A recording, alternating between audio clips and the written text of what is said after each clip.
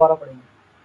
पर मैं कहता हूँ आत्मा के अनुसार चलो, तो तुम शरीर की लालसा किसी रीति से पूरी ना करो। पर मैं तुमसे कहता हूँ आत्मा के अनुसार चलो, तो तुम अपने शरीर की किसी भी लालसा को पूरी ना करो। हालेलुया। हालेलुया। प्रभु पढ़े हुए वचन से आपको आशीष दे। गलातियों 5 अध्याय और उसका 16 वचन जो हमने पढ़ा है,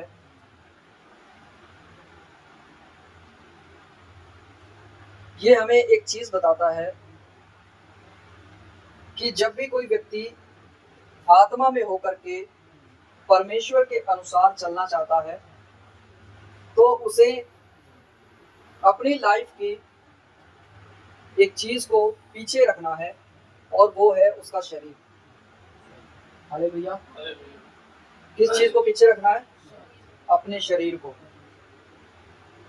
और कोई भी व्यक्ति जो अपने शरीर को अपनी आत्मा से आगे रखेगा, वह अपनी आत्मा की नहीं बल्कि शरीर की लालसाओं को पूरा करेगा।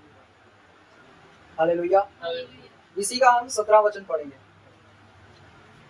क्योंकि शरीर आत्मा के विरुद्ध में और आत्मा शरीर के विरुद्ध में लालसा करता है। क्योंकि आत्मा शरीर के विरोध में है और शरीर आत्मा के विरोध में है। आत्मा किसके विरोध में है? बोलिए शरीर के, और शरीर आत्मा के। हाँ जी। और ये एक दूसरे के विरोधी है। ये दोनों एक दूसरे के विरोधी है। इसीलिए कि जो तुम करना चाहते हो वह ना करने पाओ। इसीलिए जो तुम करना चाहते हो वो तुम ना करने पाओ। ये दोनों चीजें एक दूसरे के विरोधी है, और मैं कहूंगा सिर्फ विरोधी नहीं है, कट्टर विरोधी है। हालेलुया। हालेलुया। ये एक दूसरे के इतने ज्यादा विरोधी हैं कि अगर आत्मा अपनी लालसा को पूरा करना चाहेगा तो शरीर नहीं करने देगा। हालेलुया। हालेलुया। और अगर शरीर करना चाहेगा तो आत्मा नहीं करने देगा। पर शरीर और आत्मा, जब इन दोनों को हम एक साथ देखते हैं, तो हम कैसे मसीह में होकर के इनको लेकर के चल सकते हैं, वो हमें 16 वचन में पढ़ने के लिए अभी मिला कि अगर हम आत्मा के अनुसार चलेंगे तो हम शरीर की लालसाओं को पूरा नहीं करेंगे, और अगर हम आत्मा के अनुसार चलेंगे तो किसकी इच्छा पूरी नहीं होगी? शरीर की और शैतान की इच्छा पूरी नहीं होगी। हालेलुया। और अगर आप आत्मा के अनुसार ना चलेंगे तो शरीर की और शैतान की इच्छा पूरी होनी तय है।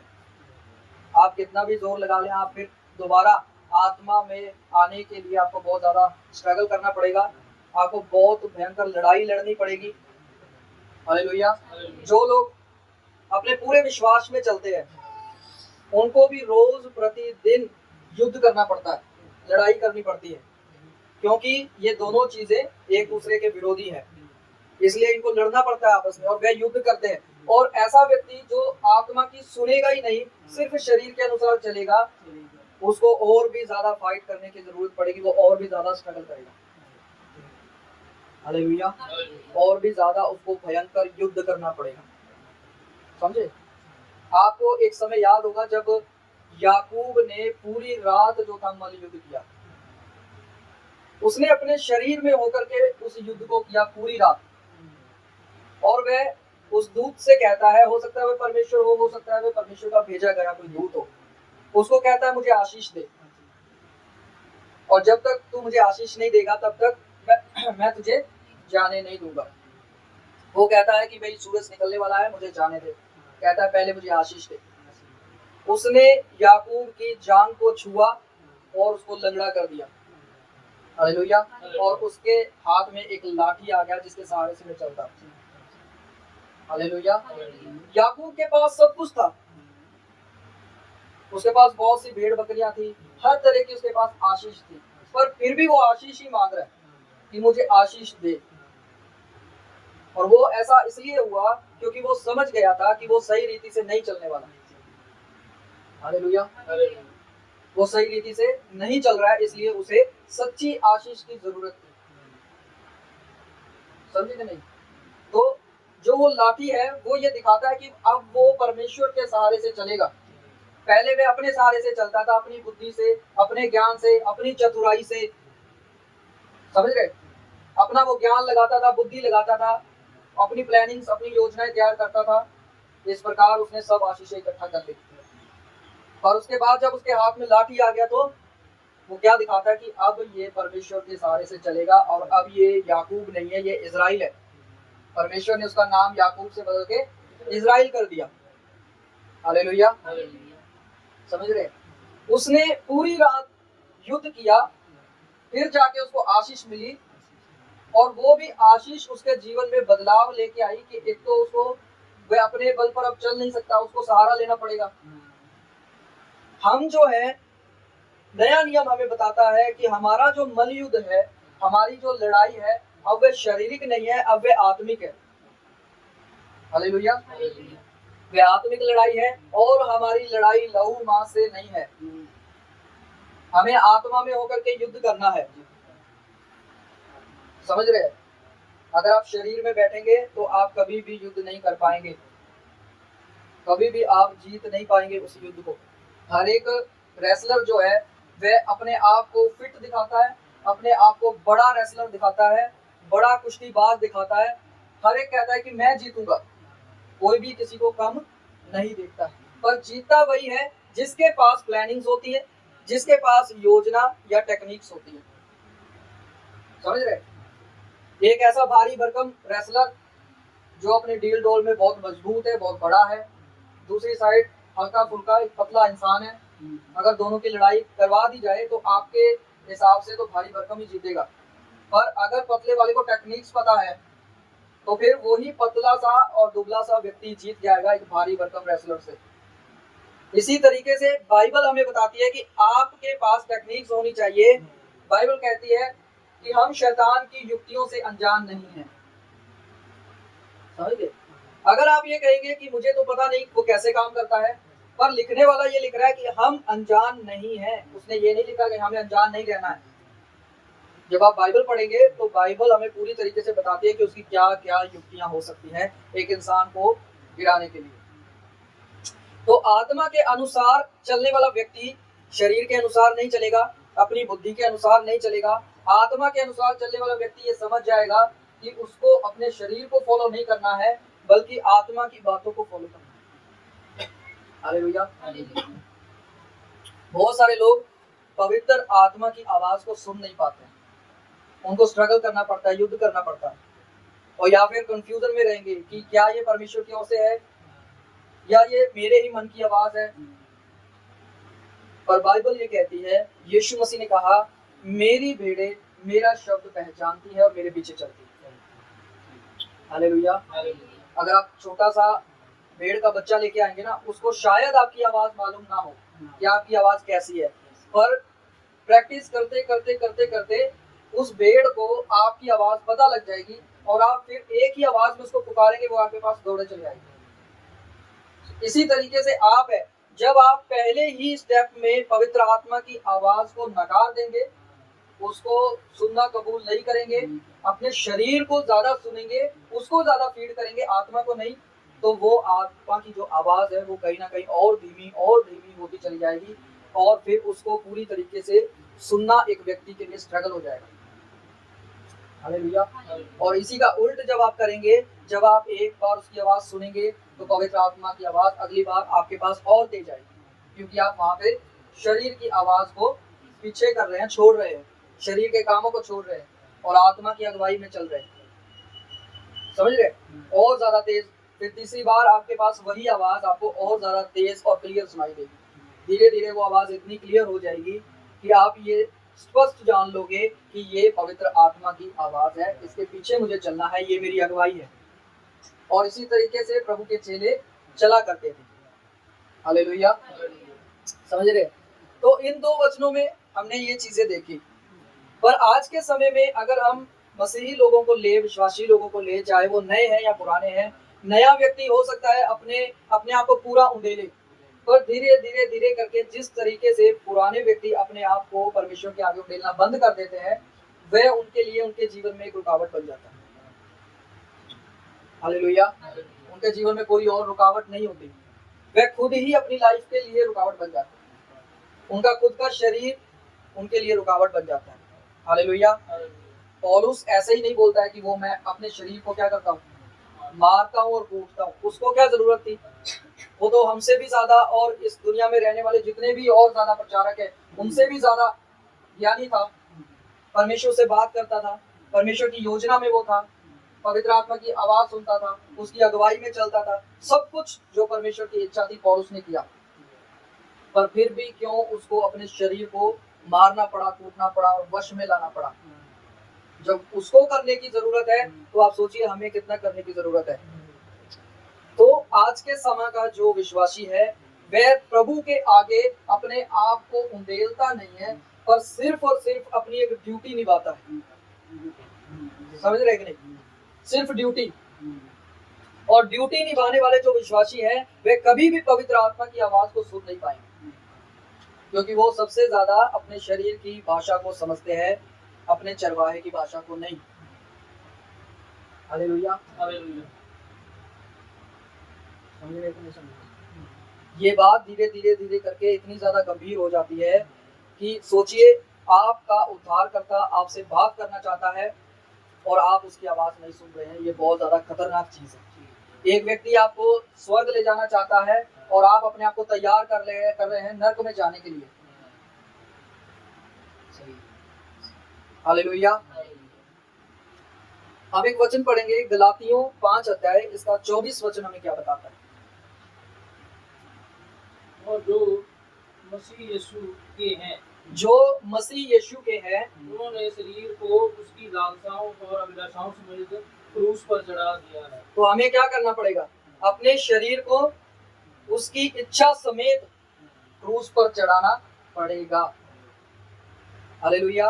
अगर आप ऐसा नहीं करोगे तो यही शरीर आपके आत्मिक जीवन की एक रुकावट बन जाएगा। आपको कोई और धोखा देने वाला नहीं होगा, आपको धोखा देने वाले आप स्वयं खुद होंगे। आपका मन खुद आपको धोखा देगा। हालेलुया। आपका मन आपको खुद धोखे में रखेगा, आपका शरीर आपको खुद धोखे में रखेगा। आपका शरीर आपको चलाएगा, आपका आत्मा नहीं। हालेलुया। तो ये वचन हमें कह रहा है कि हमें शारीरिकता को क्रूस पर चढ़ाना है, ताकि वह और भी ज्यादा निकम्मा हो जाए, और भी ज्यादा कमजोर हो जाए, ताकि आत्मा का जो प्रभाव है हमारी शारीरिकता पर रहे। हम सब लोग इस वचन को जानते हैं। परमेश्वर ने कहा कैन से कि एक है जिसकी लालसा तेरी और है, परंतु तुझे उस पर प्रभुता करनी है। हम इस वचन को तो जानते हैं, पर इस वचन को काम में कैसे लेना है हम ये नहीं जानते। और अगर हम ये जानते हैं कि काम में कैसे लेना है, परमेश्वर ने कहा कि पाप की लालसा तेरी और होगी। अब मुझे पता है कैसे पाप पर प्रभुता करनी है, फिर भी हम नहीं कर रहे हैं, तो फिर हम जान ले कि हम अपनी शारीरिकता के अनुसार चल रहे हैं। हम आत्मा के अनुसार चलने वाले फिर लोग नहीं हैं। हालेलुया।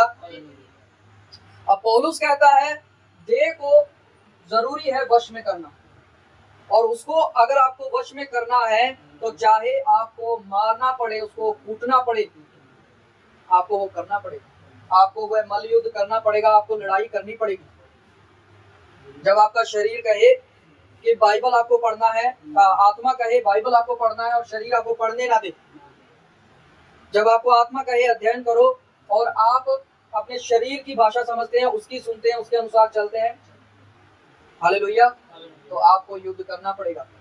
यहाँ पे अगर आप युद्ध नहीं करेंगे तो आप आत्मिक रीति पर और ज्यादा कमजोर होंगे, शारीरिक रीति पर बलवान होंगे।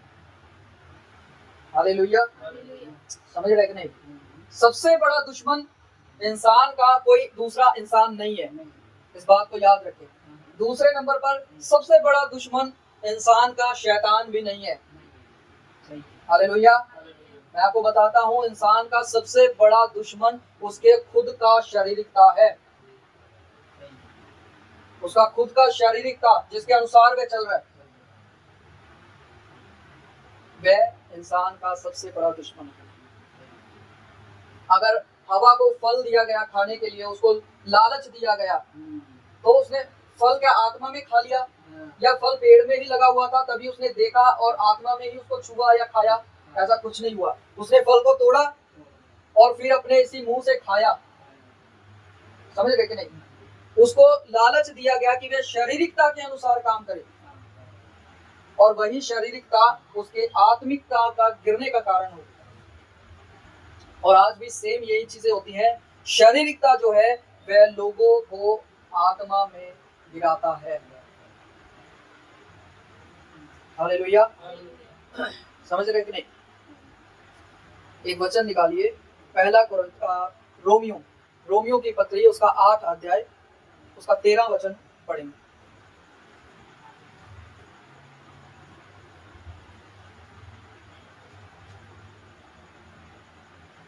रोमियो 8 उसका 13। क्योंकि यदि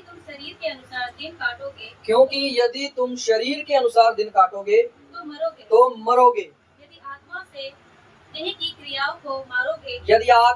देह की क्रियाओं को मारोगे तो जीवित रहोगे। हालेलुया। तो हमें क्या करना है? आत्मा के द्वारा शरीर की क्रियाओं को मारना है। बोलो, आत्मा के द्वारा शरीर के कामों को मारना है। और बाइबल बताती है शरीर के काम तो प्रकट है और आत्मा के काम भी प्रकट है। अगर आपको आत्मा के काम पढ़ना है, आत्मा के फल पढ़ना है, तो आपको गलातियों 5 अध्याय 22 और 23 वचन में मिल जाएगा। और अगर आपको शरीर के काम पढ़ना है तो आपको रोमियो में ही मिल जाएगा। हालेलुया। या फिर आप गलातियों में भी पढ़ सकते हैं, आपको वहां पर भी शरीर के काम मिल जाएगा। टोना करना, जादू टोना करना, बैर करना, दुश्मनी रखना, क्रोध करना, लड़ाई झगड़ा, ईर्ष्या करना, जलन रखना, और भी बुरे बुरे जो काम है, वे सब काम जो है ये शरीर के अनुसार आते हैं। बाइबल बताती है ये शरीर के काम है। उसने ये नहीं कहा कि ये शैतान के काम है।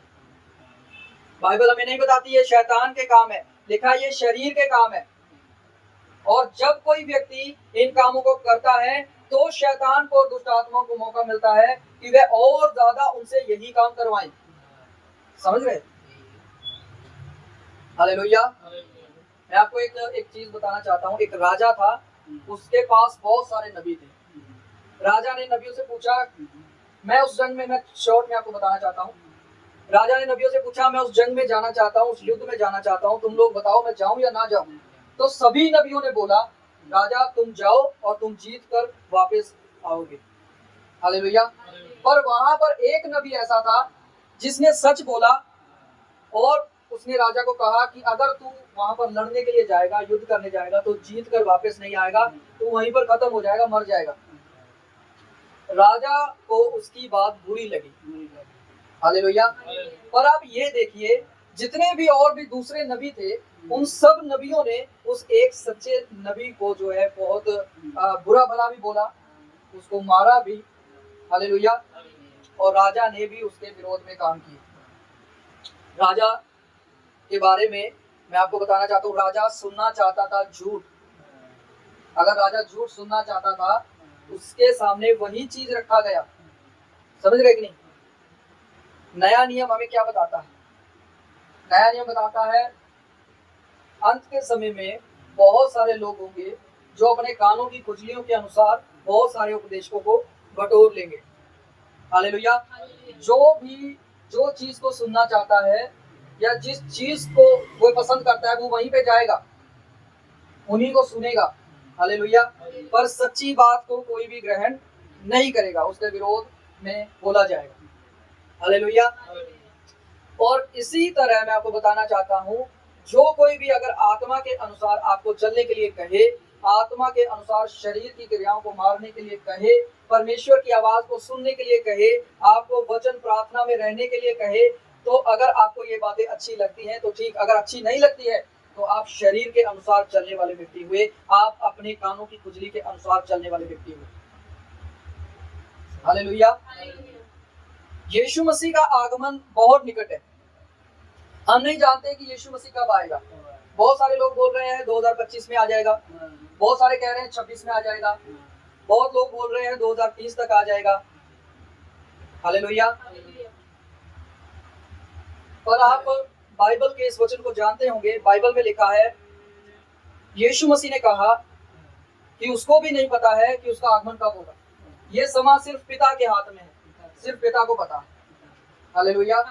उसने कुछ समय ठहराया और वे हमें बताया कि इस प्रकार के चिन्ह होंगे। हो सकता है यीशु मसीह का आगमन आज ही के दिन, आज ही की रात हो जाए। तो आप ये सोचिए, क्या आप उठाए जाने के लिए अपने आप को तैयार कर रहे हैं या अपने आप को हमेशा के लिए नाश होने के लिए तैयार कर रहे हैं? हालेलुया। अब ये चीजें आपको सोचना पड़ेगा। या तो आप अपने आप को रैप्चर के लिए तैयार करें, आत्मा के अनुसार चले, और या अपने आप को आप नर्क में जाता हुआ देखना चाहते हैं और अपने आप को यहाँ पे आप बिल्कुल भी तैयारी में ना लाएं। आपको जैसा अच्छा लगता है अपने मन के अनुसार आप चल सकते हैं। आपको बाइबल पढ़ने का जरूरत नहीं, आपको प्रार्थना करने का, आपको उपवास करने का, आपको बिब्लिकल कोई भी बातें करने का जरूरत नहीं है। पर अगर आप सच में चाहते हैं कि आपका संबंध हमेशा तक, अनंत काल के जीवन तक परमेश्वर के साथ रहे, तो आपको ये बेसिक चीजें जो हमें बाइबल में दी गई हैं, ये करने की जरूरत है और हमें तैयार होने की जरूरत है।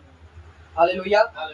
बुद्धिमान 5 कुंवारियों की तरह हमें बनने की जरूरत है कि वह अपने राजा की उड़ीक भी कर रही थी। हालेलुया। उसको देखने के लिए, उसका स्वागत करने के लिए वह जाग भी रही थी। उनके पास तेल भी था, उनकी मशालें भी जल रही थी। हालेलुया। समझ रहे? तो अगर आप अपने आप को 5 बुद्धिमान कुंवारियों में रखते हैं तो सिर्फ उन्हीं के लिए दरवाजा खोला जाएगा। अगर आप अपने आप को नूह या उसके परिवार जैसे देखते हैं तो सिर्फ उन्हीं के लिए दरवाजा खोला गया था उस नाव का, और उन्हीं को बनाने के लिए बोला गया था। पर मैं ये समझता हूँ जैसे ही बारिश आई, बाढ़ आई, तो उस दरवाजे को बंद करने वाला नूह नहीं था, उस दरवाजे को बंद करने वाला कौन था? परमेश्वर था। आप सोचिए, आप पूरा 100 साल का जिंदगी यहाँ पर बिता करके जा रहे हैं, आप यीशु यीशु कर करके जा रहे हैं, पूरा दुनिया आपको जान रहा है कि आप विश्वासी हैं, और बाद में आपको पिता कहे कि मैं तुझे नहीं जानता, तो आपको कैसा लगेगा? हालेलुया। अगर वो कहे मैं तुझे नहीं जानता, इसका मतलब है इसको नरक में डालो, और वह अनंत काल की दूसरी मृत्यु है। हालेलुया। और आपको तब कैसा लगेगा जब आप यहाँ पर यीशु यीशु कर रहे हैं, पूरा दुनिया आपको जान रहा है कि आप विश्वासी हैं, और बाद में प्रभु यीशु मसीह आपको बोले कि आ मेरे पास बैठ, आ मेरे दाहिने बैठ। हालेलुया। और वो आपको कहे, वो आपको गले लगाए, आपके आंसुओं को पोंछे, और सब वो चीजें जो एक अच्छे विश्वासी के साथ करनी चाहिए यीशु मसीह करे, तब के समय को आप सोचिए। हालेलुया। यीशु मसीह ने कुर्बानी सिर्फ आपकी चंगाई के लिए नहीं दिया है, सिर्फ आपको इसलिए नहीं दिया कि वो क्रूस पर आया मरने के लिए और आप सिर्फ हे प्रभु करे और उसकी आज्ञाओं का पालन ना करें। कहता है जो मुझसे प्रेम रखता है वो मेरी आज्ञाओं को भी मानेगा। हालेलुया। तो आत्मा के अनुसार चलना कैसा है? बोलिए, अपने परमेश्वर से प्रेम करना। आत्मा के अनुसार चलना ऐसा ही है कि आप अपने परमेश्वर से प्रेम करते हैं। समझ रहे? हालेलुया। तो जो कोई भी अपने आप को ऐसे चलाता है, उनके लिए रोमियो की पत्री में एक वचन लिखा है, वो लास्ट वचन हम पढ़ेंगे, रोमियो 8 अध्याय उसका 14 वचन हम पढ़ेंगे। जो कोई भी अपने आप को आत्मा में चलाता है, उनके लिए परमेश्वर का वचन क्या कहता है? रोमियो 8 और उसका 14 वचन। इसलिए जितने लोग परमेश्वर के आत्मा के चलाए चलते हैं, इसलिए जितने भी लोग परमेश्वर की आत्मा के चलाए चलते हैं, वही परमेश्वर के पुत्र हैं, वही परमेश्वर के बेटे और बेटियां हैं, जो उसकी आत्मा के चलाए चलते हैं। जो पवित्र आत्मा के चलाए चलते हैं वही परमेश्वर के बेटे और बेटियां हैं। शरीर के अनुसार चलने वाला कोई भी परमेश्वर का बेटा या बेटी नहीं है। शरीर की इच्छाओं और लालसाओं को पूरा करने वाला कोई भी परमेश्वर का बेटा या बेटी नहीं है। हालेलुया। सिर्फ वही जो उसकी पवित्र आत्मा की आवाज को सुनता है। पवित्र आत्मा के द्वारा आप पर दया हुआ, पवित्र आत्मा आपके लिए भेजा गया ताकि वे आपकी सहायता करे। पवित्र आत्मा को हम सहायक कहते हैं ना, हम सहायता तो मांगते नहीं उससे, पर हम अपनी शारीरिक इच्छाओं को पूरा करते हैं। जो हमें अच्छा लगता है हम वो करते हैं।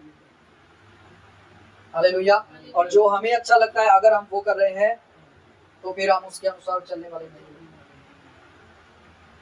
अब ये तय आपको करना है कि आपको आत्मा के अनुसार चलना है या शरीर के अनुसार चलना है। बाइबल कहती है शरीर के अनुसार चलोगे तो मरोगे, आत्मा के अनुसार चलोगे तो जीवन और शांति को पाओगे। हालेलुया। आइए हम प्रार्थना करें।